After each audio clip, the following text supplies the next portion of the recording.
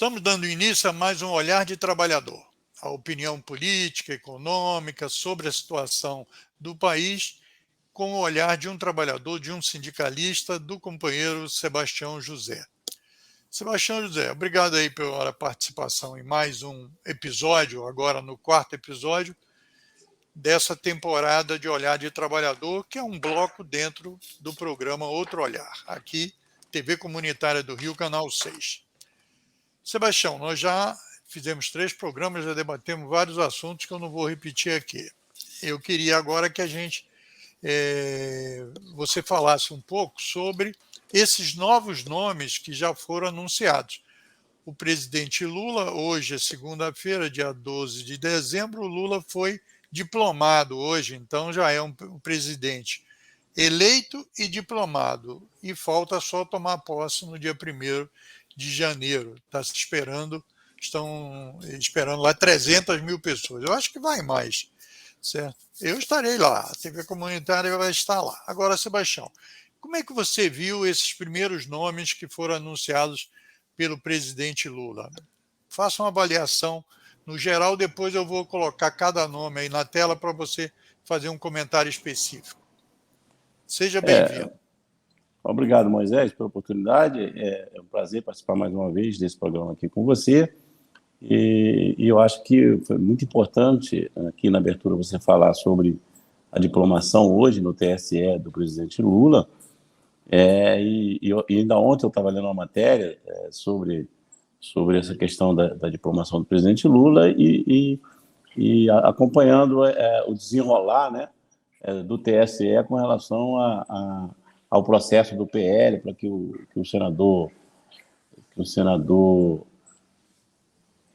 político lá, que foi ministro do governo Bolsonaro, que, de certa forma, interviu e a democracia brasileira passa por uma crise por causa da politização do processo da Lava Jato, e me parece que ele está com um problemão lá para ser diplomado, porque houve transferência fora do período previsto pela lei eleitoral de 6 meses, né? E aí ele teria, em 6 meses, estava tentando ser turista em São Paulo, ser candidato por São Paulo, não conseguiu, e aí voltou para o Paraná e fora do prazo de filiação partidária, ele concorreu. Então, espero que a população, que se ele não for diplomado, que não haja politização em cima da decisão do TSE, que, para mim, que sou leigo, entendo que ele não poderia ser diplomado, porque não cumpriu, registrou a candidatura no Paraná fora do prazo previsto na lei, e em qualquer procedimento os prazos são fundamentais. Você está falando do Sérgio Moro, né? Do Sérgio Moro. Se você abriu falando da diplomação do Lula, eu estou falando aqui que acho que o TRE vai cumprir a sua Tinha que missão. Caçar o Sérgio Moro, que ele não pode ser diplomado. Ele falsificou um juiz que politizou, que fez política no cargo, né? E falsificou um comprovante de residência para concorrer à eleição por São Paulo. Não deu certo, ele fora do prazo foi concorrer à eleição no Paraná. Parece que ele está achando que vai intimidar o TSE e ser diplomado. Eu espero que não. Com relação aos nomes, né, e aqui voltando para o nosso foco, né, em relação aos nomes anunciados pelo presidente Lula, os primeiros nomes anunciados, eu quero crer que os nomes são de primeiríssima qualidade, são quadros extremamente experientes, são quadros que prezam pela democracia brasileira, que eu acho que é o mais importante e a maior dificuldade que esse governo Lula vai ter colocar de pé novamente, né, para que a sociedade brasileira tenha não só um sentimento, mas que tenha certeza que o sistema em curso valoriza e prioriza a democracia, porque só com fortalecimento da democracia o povo se sentirá representado e participará do novo governo. E esses nomes sinalizam para isso, né? O ministro Haddad, o ministro já foi indicado pelo presidente. Você fala aí, o ministro Haddad foi prefeito de São Paulo, né? Foi candidato na eleição que eles prenderam o Lula, que estava em primeiro, teve uma performance muito boa naquela eleição, porque ele foi candidato na última hora e tal, quando o Lula foi proibido de concorrer. Agora, ele foi indicado para ministro da Fazenda. Faça o seu comentário. Foi candidato a prefeito de São Paulo nessa eleição agora e muito bem votado. E agora, eu dei uma analisada e acompanho há bastante tempo, né? Essa evolução, vou chamar assim, né? Amadurecimento desse quadro, né? Que tem capacidade de ocupar qualquer cargo no governo brasileiro, do Fernando Haddad. Pela sua formação, né? Pela sua postura, pela defesa que ele faz da democracia, pela afirmativa que ele tem feito nos seus pronunciamentos de que o desenvolvimento econômico tem que andar junto com o desenvolvimento social, tem que atender a pauta social, com responsabilidade fiscal. Ele é um quadro preparado, advogado, professor, quer dizer, economista, é um quadro. Acho que o Lula acertou em cheio. O Flávio Dino, né, todo mundo, a gente que milita há bastante tempo já sabe da experiência, da capacidade de articulação e vamos dizer assim, do conhecimento que ele tem do aparelho brasileiro de segurança, né? É um cara que tem uma vivência, foi juiz federal, procurador, foi deputado federal, foi governador e agora é eleito senador. Ou seja, é um quadro de primeiríssima linha, né? O Rui Costa, para a Casa Civil, tem que ser uma pessoa que tenha trânsito com os políticos brasileiros, com o Congresso Nacional, com os poderes, e o Rui Costa é muito habilidoso, um quadro preparado, então esses três nomes é o que eu tenho mais conhecimento. Agora, Sebastião, dos 5 aí, 2 já são nordestinos, né? Quer dizer, três nordestinos, porque o Rui Costa é governador da Bahia, está terminando o mandato, o Flávio Dino foi governador 2 vezes e o Múcio Monteiro é de Pernambuco, certo? Eu não Então, cheguei, o eu não Lula cheguei. está cumprindo aí de botar o Nordeste também na cabeça. Eu quero falar do Múcio, né? Eu sei que Múcio é de Pernambuco, né? É seu conterrâneo lá de Pernambuco, né? Eu sou das Alagoas, mas vivi em Pernambuco, meus filhos nasceram em Pernambuco, 3 deles, pelo menos. Assim, eu vi a indicação do Múcio como uma sinalização do presidente Lula de que ele fará um governo para todos, e não só para os seus eleitores, nem para o seu grupinho político. Pelo contrário, ele faz um governo para todos e ele sinaliza que ele quer a paz, que ele quer a paz social. A indicação do Múcio indica isso. Ele, na hora de buscar um quadro para se relacionar com as Forças Armadas, ele buscou um quadro que não é um quadro que tem origem no que eles chamam de esquerda no Brasil, muito pelo contrário. O currículo do Múcio é um currículo muito mais à direita, mas ele tem muita capacidade de articulação, foi líder do governo no passado, ministro do TCU, e tem uma vivência, uma boa relação com os militares, né? Aí estou falando das três forças, Exército, Marinha e Aeronáutica. Então, isso é uma demonstração do Lula de desapego total a qualquer processo de vingança ou de acerto de contas, muito pelo contrário. A indicação do Múcio, na minha avaliação, ela nos faz refletir na grandeza e no pensamento do presidente Lula para esse mandato, de como ele preza pela paz social, como ele quer a interlocução com os poderes, né? Respeitando a democracia dentro dos limites de cada poder, com independência, né? Com autonomia, com independência, mas também com harmonia. Eu acho que a indicação do Múcio sinaliza que o Lula quer harmonia entre os poderes. Isso é fundamental para a democracia brasileira. Agora, tem outro nome que a gente conhece pouco, porque ele foi dos quadros internos e tal, que é o Mauro Vieira, ministro das Relações Exteriores, que é mais conhecido com o nome de Itamaraty. Era importante só para a gente deixar registrado aí que são 5 indicações do Lula.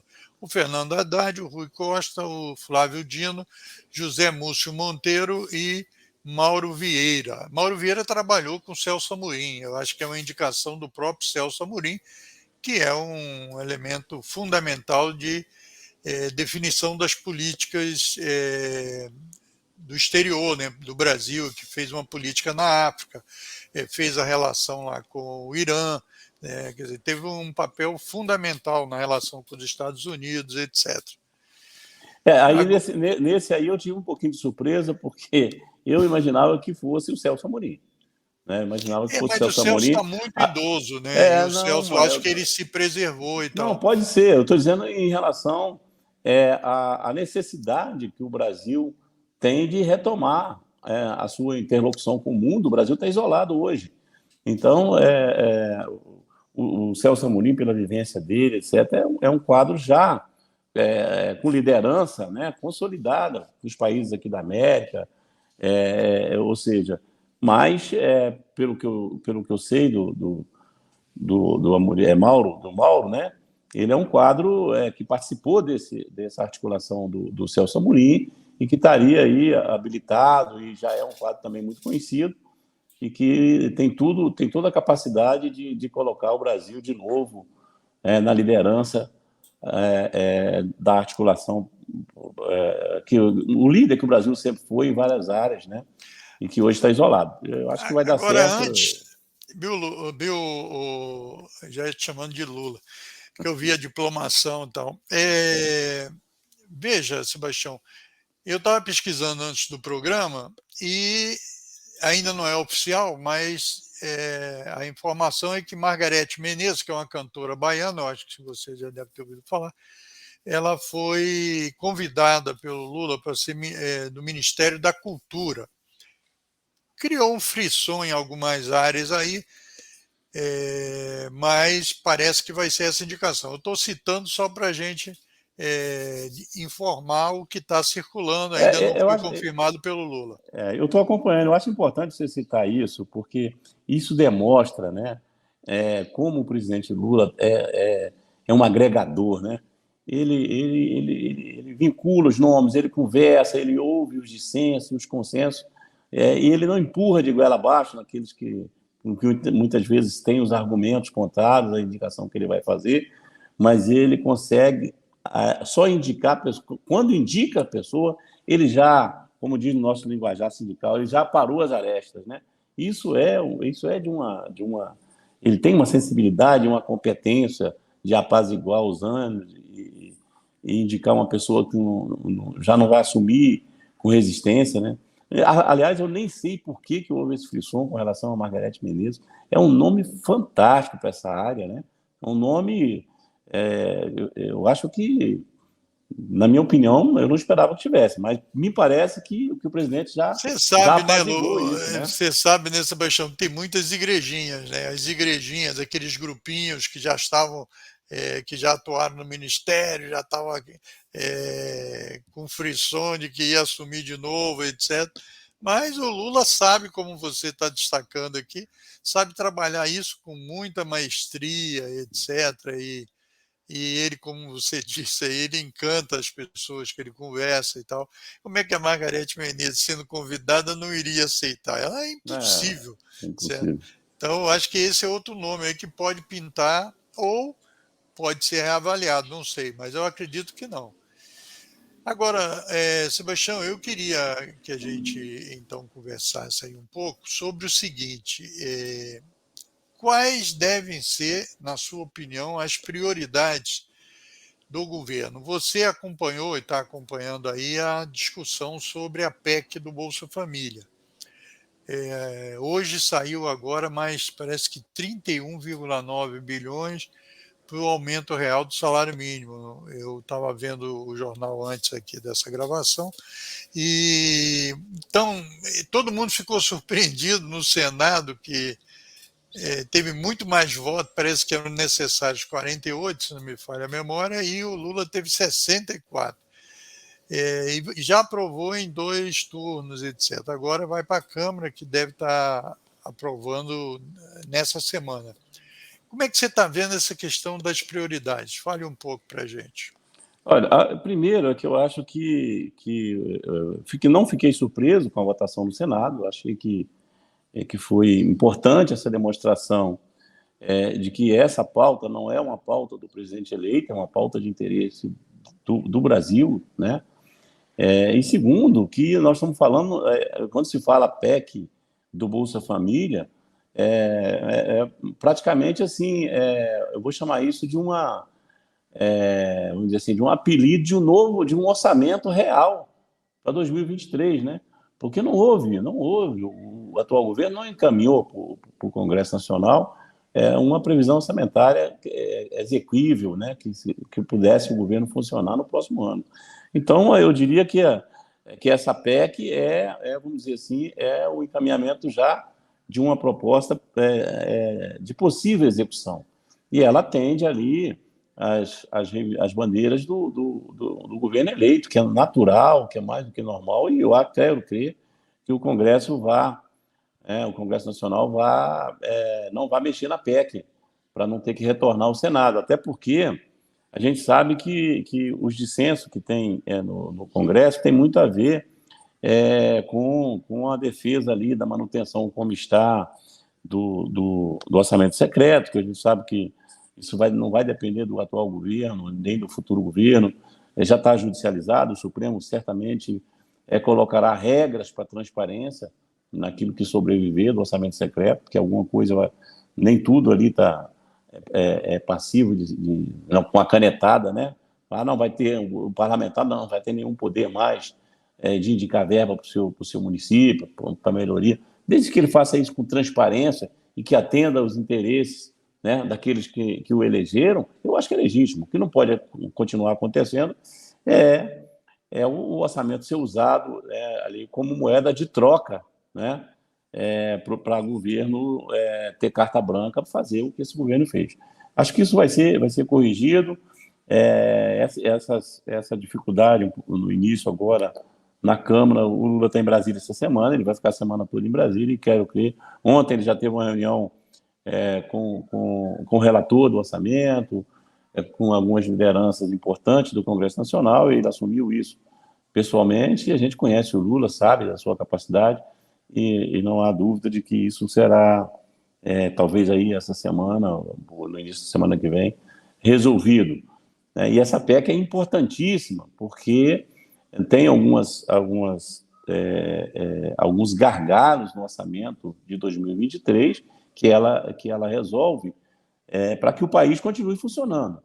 Porque o que foi encaminhado pelo governo anterior é uma paralisia total na área da saúde, da educação, sem reajuste real no salário mínimo no momento, com o orçamento com previsão de 405 para o Bolsa Família, em vez dos 600 que o próprio Bolsonaro também prometeu. A gente tem que entender essa questão do Bolsa Família não foi uma proposta só do Lula, né? Um outro candidato também, se tivesse ganho, teria que mexer no orçamento, porque ele falou uma coisa na propaganda eleitoral e fez outra na hora de encaminhar o orçamento. Então isso é importante a gente falar isso aqui, né? Agora, Sebastião, eu acompanhei muito a sua trajetória aí no sindicalismo, e você, em várias entrevistas que deu na TV comunitária, no meu programa e no núcleo sindical da TV, você destacou muito o papel do salário mínimo, que na crise de 2008, na questão da previdência, etc., o papel do salário mínimo, de forma geral, na sociedade, é muito importante para o desenvolvimento, para alavancar criação de emprego, aumento do consumo, etc. Como é que você está vendo os entraves que o governo terá para restabelecer uma política minimamente decente para o salário mínimo? Olha, mas a questão do salário mínimo é de uma importância fundamental para o crescimento da própria economia, né? Todos nós sabemos que das vergonhas, né, que o nosso país tem é a desigualdade, né? A desigualdade social no Brasil é alarmante, né? Só se compara aos países da África. Esse quadro precisa, de certa forma, ao longo dos anos, ser corrigido. E a política de salário mínimo ela tem uma importância vital para isso. Primeiro, para dar uma garantia de sobrevivência, né, dos pobres, né? Ela proporciona isso. Segundo, porque ela, de certa forma, ela influencia nas negociações dos demais trabalhadores que ganham mais que o salário mínimo, porque, de certa forma, o índice aplicado ao salário mínimo, todos nós que fazemos negociações, Brasil afora, a gente leva em consideração o aumento real do salário mínimo para nossas negociações, ou seja, a gente consegue também melhorar o poder aquisitivo dos trabalhadores que ganham acima do salário mínimo. Então, a política do salário mínimo ela é muito ampla, ela é fundamental e não haveria, né, nenhuma perspectiva de melhoria na distribuição de renda no Brasil, né, sem uma política eficaz do salário mínimo. Então, isso é fundamental, eu já falei outras vezes aqui, o maior programa de distribuição de renda do planeta é a Previdência Social Brasileira, que garante até aqueles que não puderam contribuir quando chegar na velhice ter o que comer e é no mínimo o salário mínimo. Apesar da reforma trabalhista ter mexido nisso, eu acredito que esse é um ponto que esse novo governo deve rever, né? E a gente espera que o Congresso Nacional tenha sensibilidade, e tem o indicativo até aqui que tenha essa sensibilidade, e não crie obstáculo para que o governo possa iniciar esse primeiro mandato já com essa garantia que favorece a economia e milhões de brasileiros. Nós estamos caminhando para a parte final do programa. Eu queria que você falasse um pouco sobre as mudanças horríveis que ocorreram na legislação trabalhista, a criação de soluções terríveis para os direitos dos trabalhadores. Será possível fazer uma revogação dessa, contrato temporário, a pessoa poder ser contratada para ganhar menos que o salário mínimo, com o picotar de sua jornada de trabalho? O cara trabalha 2 horas, vai para casa, volta, trabalha mais tantas horas e tal. Como é que você vê a articulação dos sindicatos, das centrais sindicais, a unidade entre elas e as condições para pressionar, porque, obviamente, o governo é um governo de frente ampla, é um governo que está presente aí todo mundo, mas os movimentos vão ter que eles não param, mesmo que a gente queira, etc., e para melhorar a situação e a vida dos trabalhadores. Como é que você vê esses movimentos que terão que ser feitos para pressionar o governo, ganhando o governo, pressionar o parlamento para que haja uma revogação das medidas, pelo menos aquelas mais contrárias aos interesses dos trabalhadores, seja na área sindical, seja na área trabalhista em si? Olha, Moisés, eu estou acompanhando de perto esse grupo da transição. A gente tem alguns dirigentes experientes participando desse grupo da transição. E a informação que nós temos é que a área, né, vamos dizer assim, do trabalho no governo está destruída, né? Então, aqueles ministérios que sempre tiveram importâncias vitais, né, para o desenvolvimento econômico, para o país, eles foram sucateados. E o mais sucateado de todos, extinto, foi o Ministério do Trabalho e Emprego.